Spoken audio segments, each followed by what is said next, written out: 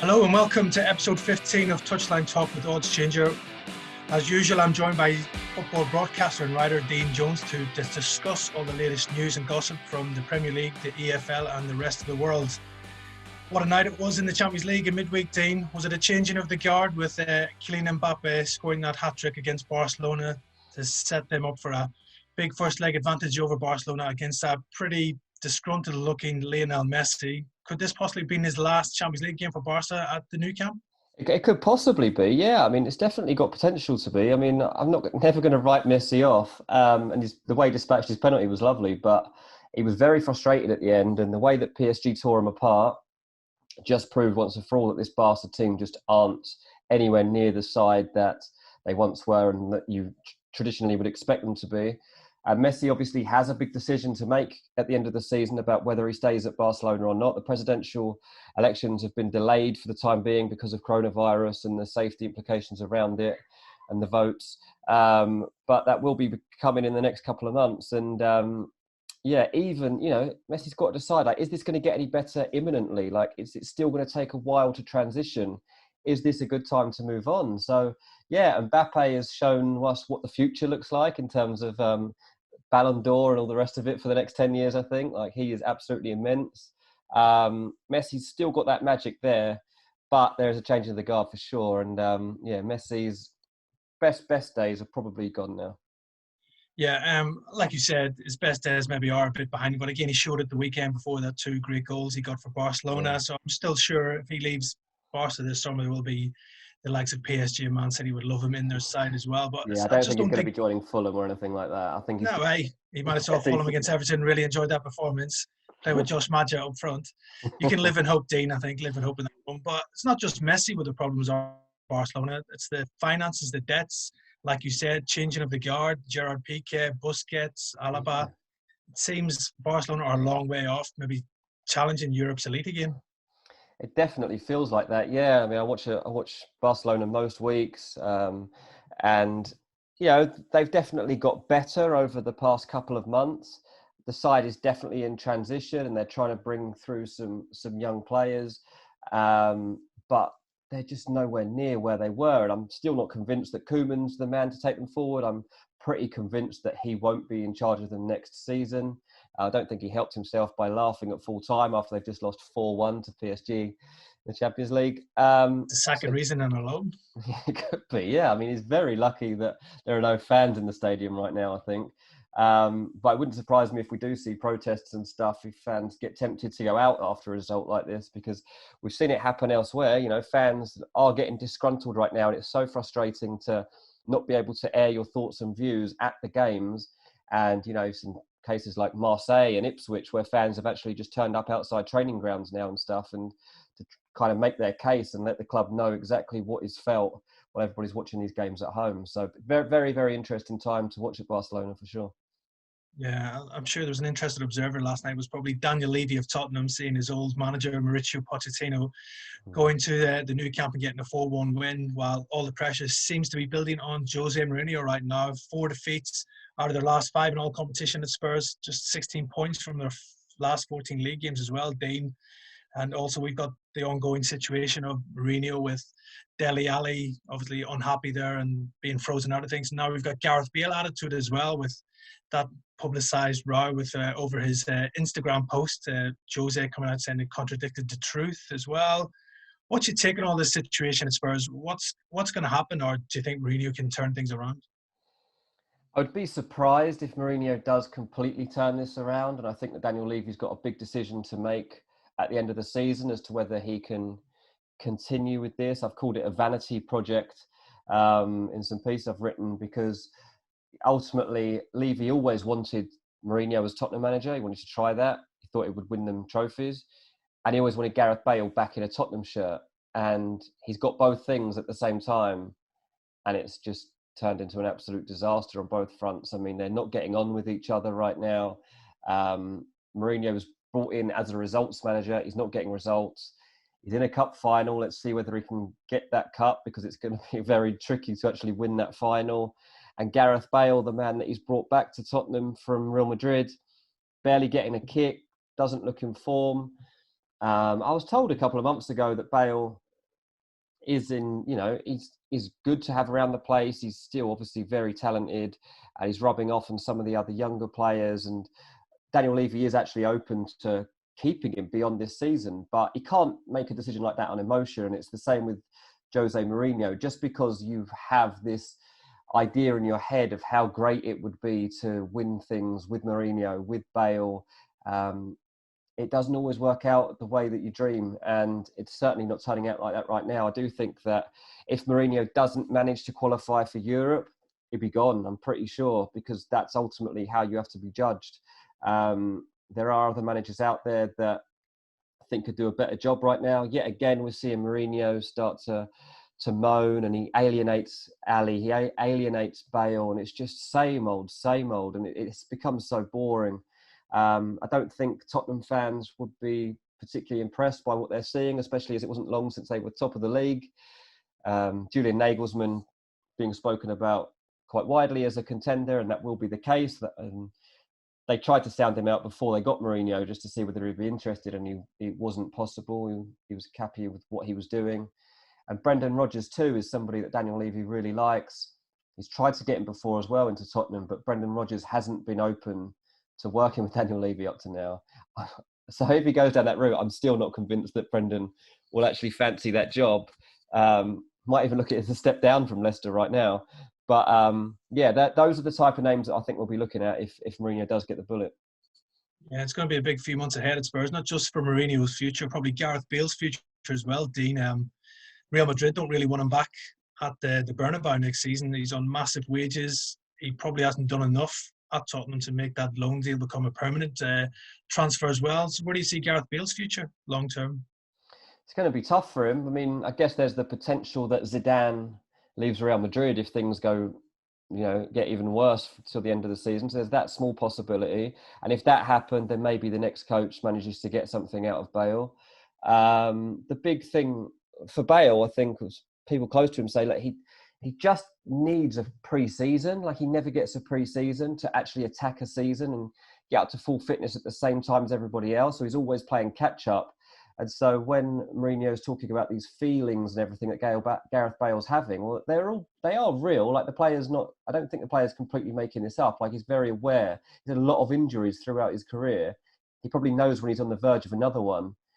So he has to tread very carefully, literally. And so that's the big problem. I don't see many clubs out there taking a gamble on Gareth Bale right now. And even moves to, China obviously fell through for Bale, 2 years ago now. I think that really affected him. It was a big payday for him. And I think that said a lot about where his head's at, the fact that he was even willing to consider that at that point.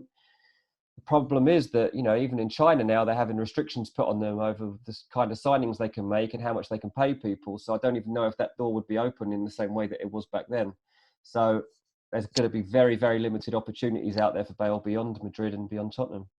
Yeah, the big thing for Gareth Bale maybe is if he goes to the Euros with Wales this summer and rips it up and plays well, which he normally does seem to do for his country. He saves his best for Wales. I'm sure that'll bring maybe more suitors to the table, but he's got a big few months ahead of him now to see where his future lies, either at Tottenham or Real Madrid, and can he maybe bring more people to the table if he can show his best form for Wales in the summer. Talking of a former Mourinho player, takes us nicely on to Jesse Lingard, who is really showing an immediate impact at West Ham following his loan move from Manchester United. He looks like a new player to me, Jesse Lingard, since he's got in there. He looks fit. Probably the main thing is he looks hungry as well. Dean, he's really up for this challenge, and I think could be an inspired bit of business this by David Moyes. But the only concern for West Ham is, does Jesse Lingard's form bring other clubs to the radar who maybe think, hey, maybe we'll go for Jesse Lingard in summer, because it doesn't seem like he's got a long-term future at Old Trafford right now. Yeah, that's a good point. Yeah, I definitely think a lot of teams will have been alerted by the fact he's gone in there and started with a bang. In terms of fitness, I think that's the biggest asset of Jesse Lingard almost, and making a loan move right now. Most players that hadn't played any football would be going in there and trying to play catch-up. But Jesse Lingard remained one of the fittest players Man United had, even when he wasn't playing, because it's one of the things he kind of prides himself on is being the fittest. And I think even going into the season, I was told that Jesse Lingard was winning all the fitness challenges that they were doing. He's that fit. So that was never really in question. The question really was whether he still had that sharpness, whether he could produce good form straight away, because obviously that rustiness is one thing that can creep in when you're not playing regularly. He's gone in there and he's the absolute star man straight away. And I think that for West Ham, that's brilliant. And they are definitely considering trying to sign him permanently. To be honest, they tried to sign him permanently already. The numbers just didn't add up to exactly how they wanted him. So they've taken him on loan for now. They will try and sign him permanently. We'll see whether they have competition. But I think from Jesse Lingard's point of view, big decision to make now. Look, he's been at Man United since he was a kid. Hasn't really wanted to play anywhere else. Obviously, he's had other loan spells in his career, but they were all pretty much when he was a kid. But he's 28 now. He's there at West Ham.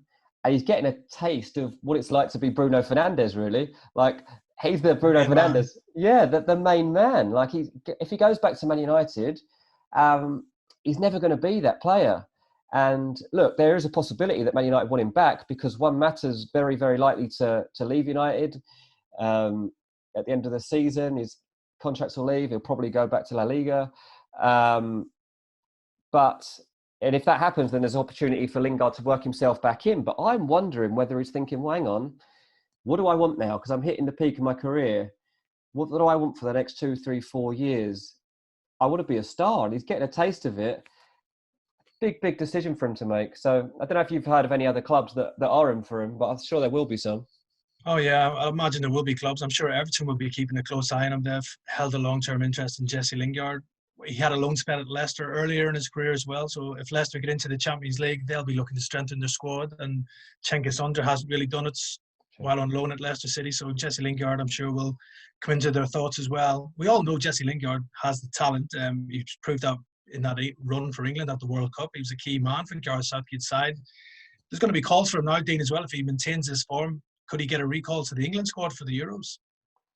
I mean, the problem he's got there is there's so much competition in the position that he plays, right? Like there are so many attacking options for Gareth Southgate to consider. Probably too many, to be honest. He probably doesn't want this many players. Grealish, Fodens, and all that to be mad. Exactly. Even people like Saka coming on the radar now, and it's very hard to ignore them all. But at the same time, you can't pick them all. So we have to see.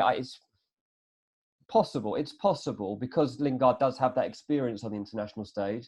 It might give him the edge. If he can keep up this form until the end of the season, then Southgate definitely has to consider him. Yeah, the main thing I think for Jesse Lingard is this loan move so far has proved to be a success. He took the gamble to leave Manchester United in search of regular first-team football, and it's paying off right now for him. And he looks like he's enjoying his football with a smile on his face. And for West Ham, if he can get them in those Champions League places or European places come the end of the season, it'll be a major success for everybody involved. Talking of Lingard's parent club, Manchester United, they dropped further points in the title race at the weekend with drawing at West Brom, Dean, with their central defence coming under scrutiny again, with Victor Lindelof coming in for criticism for his role in the opening goal for West Brom. I know Gary Neville's about saying he's probably not the right partner for Harry Maguire. He thinks United should bring in a new central defender to build their team around Maguire. Obviously, lots of names linked with this Man United possible transfer in the summer. It's a top target for Ole Gunnar Solskjaer, I think, to bring in an elite centre-half, the likes of Sevilla's Julius Koundé, Real Madrid, Sergio Ramos, Rafael Varane, both been linked as well. And I think the latest couple of names I've seen has been Braga's David Carmo and even Aston Villa's Tyrone Mings. What are you hearing on the grapevine on Man United's search for this central back? Yeah, well, I mean, you're absolutely right. It's definitely become the priority. I know some United fans will probably wish that it was a central midfielder that was the absolute priority, because I think they'd kind of like to see a time when the whole Matic and Fred and McTominay thing is sorted out once and for all, and a couple of those have moved on and someone replaces them. But it's going to be a centre-back that United really, really strive to sign. They thought that they would, this would be the year when they could really make a push for Upamecano, and that was the message from last summer, was that we want Upamecano, but we'll wait until the new year and see how things are looking. But obviously, Bayern Munich moved ridiculously fast to get that deal done. So now they're looking elsewhere. Sergio Ramos is somebody they're monitoring. They haven't actually made any contact over that yet. Ramos has got a decision to make at Real Madrid. At the moment, they're not giving him the length of new contract that he would like. They're only going to offer a year. And Ramos, to be fair, is injured at the moment. So he's got to prove that he can come back from things like this, and it's not going to become a regular thing if they're to give him any longer than that. Varane, I haven't heard a lot to back that up at the moment.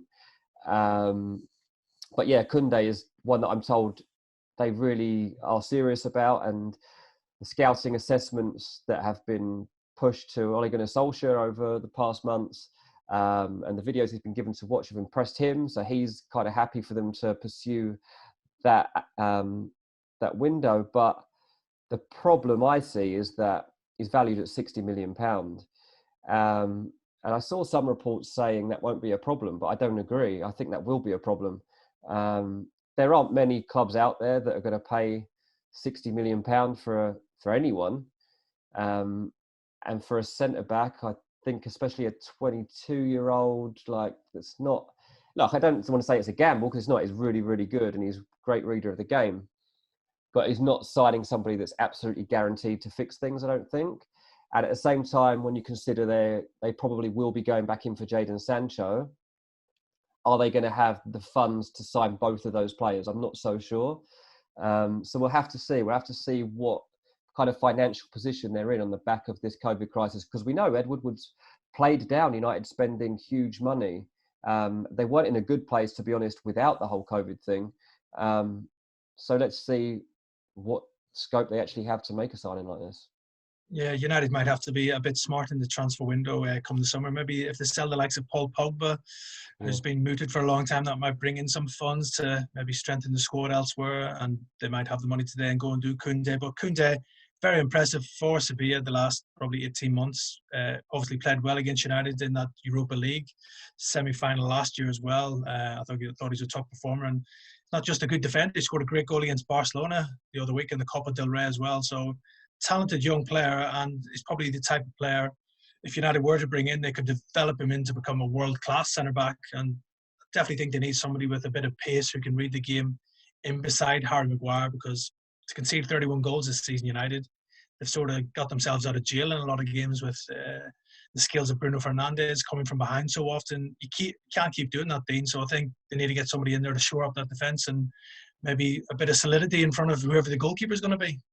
Yeah, absolutely. Yeah, I mean, that's the thing. You look at United's front four now, and you think, okay, so say they've got Rashford, Fernandes, and Greenwood, and Cavani ahead of him. Like, that's an amazing front four. And you've seen it at times recently when those four are in top form and running at people. Like, it's pretty scary, and probably one of the best top fours in Europe in terms of an attacking sense. But yeah, there's always that doubt about them at the back, and there's a fragility mentally as well as physically, to be honest, when it comes to that defensive partnership, and Lindelof often seems to be the weakness there. Eric Bailly is still a United player. There's an argument that maybe he deserves a chance, but look, I know that United were considering offers for him if they'd have come along in the last window. So, and there's always doubts about whether he's fully fit and stuff. So, look, maybe Bailly gets moved on as well, and that opens up some funds. I don't know, but it's definitely an area of weakness, and one that United are going to look to rectify. Yeah, they'll be looking to bring another centre-back, one of maybe the final piece in the jigsaw for that title challenge next season, as it seems like Man City are going to run away with the Premier League title this season.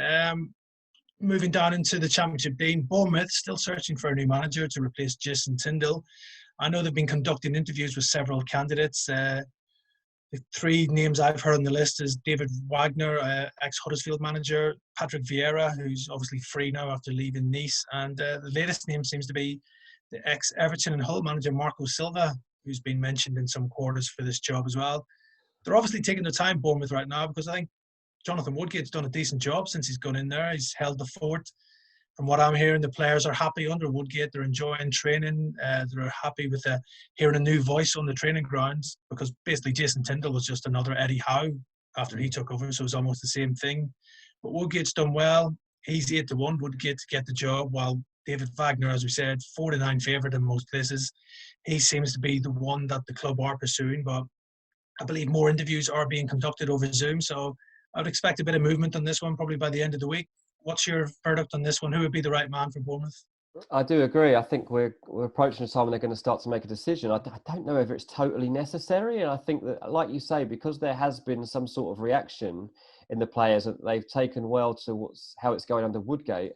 I would be tempted to let it carry on a little while and just let that feel good factor carry on and not upset that momentum again. But obviously, any football club wants stability, wants to know what the plan is going forward, and etc. Especially, they're dealing with contracts and stuff coming forward, and players all want to know what the situation is. So it would be really harsh on Woodgate if he wasn't to continue, I think. But it seems pretty clear to me that Bournemouth are looking to change their thinking in terms of what the strategy was. You say like Eddie Howe's style.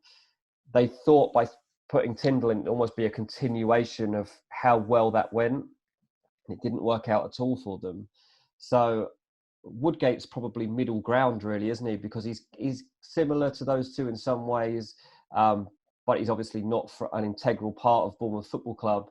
So he's not totally bought into the club. But I think they want to get even further from that, from what I'm told. And having just somebody come in from the outside, possibly even a foreign manager, gives them a completely different perspective on the club. Marco Silva's definitely coming into the running here, and he's certainly been spoken to and approached. I still think Wagner is the man that's most likely to get the job. I think he's got the credentials to back him up and the contacts to show that he could help them not only get out of the Championship, but just build a squad as well, and get up to the Premier League. And he would be perfectly capable as well of managing them in the Premier League and doing well. I think Wagner's been waiting for an opportunity in the right club for a little while now. So I have to see, but it seems like it's going to be quite a big change in philosophy at Bournemouth to me. Yeah, obviously they've been so long with Eddie Howe and how much success he had there, but maybe they need to change the whole aspect of the club to plan new things and plan for the future as well. But yeah, David Wagner, he's got a promotion from the Championship on his CV, and he kept Huddersfield in the Premier League for one season before. Eventually, they suffered relegation as well. But like you said, Dane, he worked on a bit of a shoestring budget at Huddersfield, so he did a good job finding players from all over Europe as well who came in and did good jobs for them at the time as well. So still, I think he's a big favourite for this one. I'd be surprised if he doesn't get it, but who knows what road they will go down. Some good candidates in for the job as well, but Jonathan Woodgate, for credit to him, he's done well since he's taken over and steadied the ship for them as well. Another managerial job up for grabs in the Football League is at Bristol Rovers, and this one could be a bit of a eye-opener, I think. Joey Barton, strong favourite for this job, 1-5, I think, with the bookies. I know he's definitely held talks with Bristol Rovers. He is their number one target. He is available after leaving Fleetwood in January. He did a decent job there as well. Joey talks a good game. He's obviously box office as well, Dean, media-wise. He always has something around him. The media do like to keep a close eye on Joey Barton for what he might say or do. Do you think he'd be a good appointment for Bristol Rovers? Be an explosive one. I mean, you don't know what you're going to get. That's the problem. I think at the moment, from what I hear, they're both trying to feel each other out, to be honest. Bristol Rovers want to get a really good grip of what Joey Barton is going to be like for people above him to manage, and to understand how he's going to manage the players and what his approach is going to be to that. And from Joey Barton's point of view, how much control is he actually going to have beyond managing the team and players and coaching them? I think, ideally, Joey Barton, even though he's only 38, he's quite an old school thinker when it comes to football. And he would like to really run the football club as much as he can. I'm not saying he wants to run every department, but I think he wants to have a big say in recruitment and in terms of understanding the scouting and all these different things. And he's got really big ambitions in management, and he thinks that he can do well. And, people say he's got a lot of the raw assets to do that. Obviously, the problem is his personality, and it's a gamble, however you look at it. Because you don't know what's going to rile him, you don't know how he's going to react in certain situations, and you have to accept that there's a possibility that it could be at some stage a PR disaster, because something could bother him and he might go off and say something, and you just have to accept that, to be honest. I think that's the stage you get to where is it worth it or not? That's ultimately what you have to decide. If he's that good a manager, you think he can get the club to where you want to be, then just accept that from time to time, he's going to say something or react in a way that a lot of managers wouldn't. And that mainly might be okay. Like, it's not too bad what he's doing. It might be okay. But if you don't want that, if you don't want to risk having any bad publicity around your football club, then it's just a path you can't go down. Yeah. I know a lot of the Bristol Rovers fans are very excited about this potential appointment of Joey Barton. They see him as a big name. As I said, he did a good job at Fleetwood as well. And as you mentioned, Dean, I think Joey wants reassurances of how much control he's going to have if he does accept the manager's job. Obviously, Bristol Rovers have a director of football there with Tommy Widdrington, who's in control of recruitment.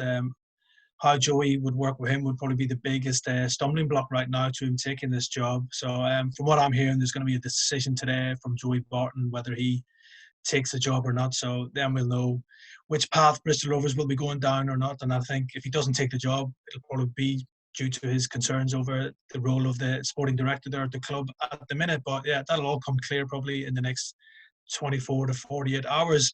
But yeah, that's us for another week here on Touchline Talk. Thanks for tuning in, and we'll be back next week for more insight on the latest news and gossip around the world of football. Thank you.